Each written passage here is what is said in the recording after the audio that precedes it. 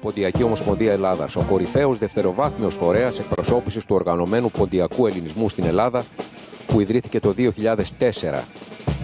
Είναι σήμερα η μεγαλύτερη ομοσπονδία πολιστικών συλλόγων στη χώρα, με 470 ενεργά σωματεία μέλη και δυναμική παρουσία σε όλη την ελληνική επικράτεια και διασπορά.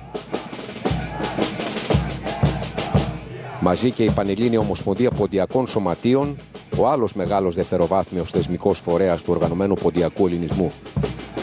Οι πόντιοι αδελφοί μας είναι ένα από τα πιο ζωντανά κομμάτια του ελληνισμού. Μας πληγώνει βαθιά ο ποντιακός ξεριζωμός, η μαζική εκδίωξη, σφαγή και εξόντωση των Ελλήνων του πόντου κατά την περίοδο 1914-1923, στη γενοκτονία των Ελλήνων της Μικράς Ασίας από τους Νεότουρκους και το καθεστώς του Μουσταφά Κεμάλ. Η Βουλή των Ελλήνων αναγνώρισε επίσημα τη γενοκτονία των Ποντίων το 1994, καθιερώνοντας τη 19η Μαΐου ως ημέρα μνήμης.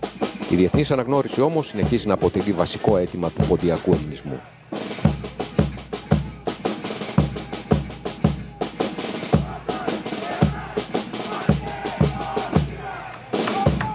Ακολουθεί η Πανελλήνια Ομοσπονδία Πολιτιστικών Συλλόγων Μακεδόνων, Πανμακεδονική Ένωση Ελλάδας.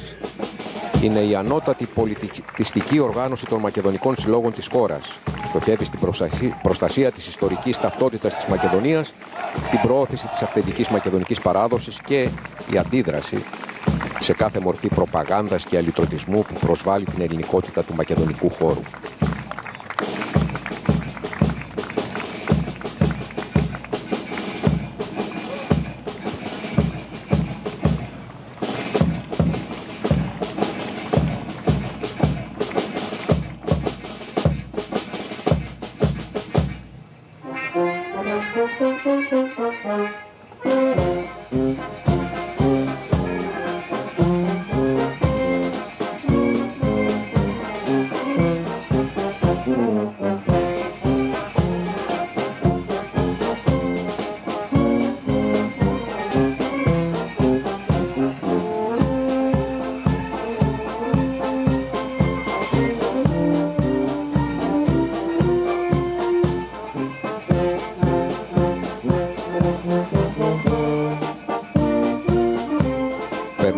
Παρελάβουν οι πολιτιστικοί σύλλογοι Μακεδόνων